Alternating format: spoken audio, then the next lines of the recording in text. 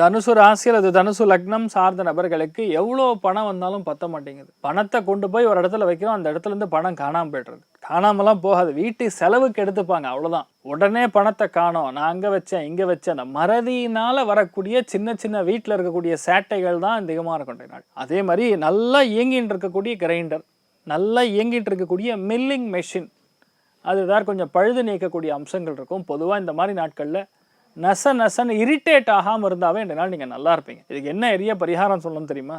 கல்கண்டு சாதம் பண்ணி ஒரு 4 பேருக்கு தானம் பண்ணுங்க, நல்லா இருப்பீங்க, அவ்வளோதான். மற்றபடி பெரிய பாதிப்புகள் கிடையாது. எடுத்த காரியங்களில் ஒரு வேகமாக இருக்கும், எல்லா விஷயமே வேகமாக செய்யணுங்கிற எண்ணத்தில் சம்டைம்ஸ் தெரியாமல், அதாவது என்ன சொல்லுவோம், அதாவது தற்செயலாக நடக்கக்கூடிய ஒரு சில மிஸ்டேக்ஸ் கூட இருக்கலாம், சின்ன சின்ன பிழைகள் கூட ஏற்படும். அதெல்லாம் பெருசாக கண்டுக்காதீங்க. லைஃப்னா அப்படி தான், மனுஷனாக இருக்கிறவன் எல்லாருமே தப்பு பண்ணுவான்.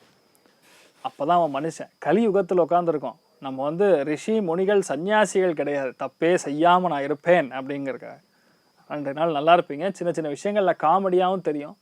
வெற்றிகரமான நாளாக இருக்க போகிறது. கோதண்டராமன் வழிபாடு ஏற்றத்தை கொடுப்பார். ராசியா நிறம் மஞ்சள் நிறம்.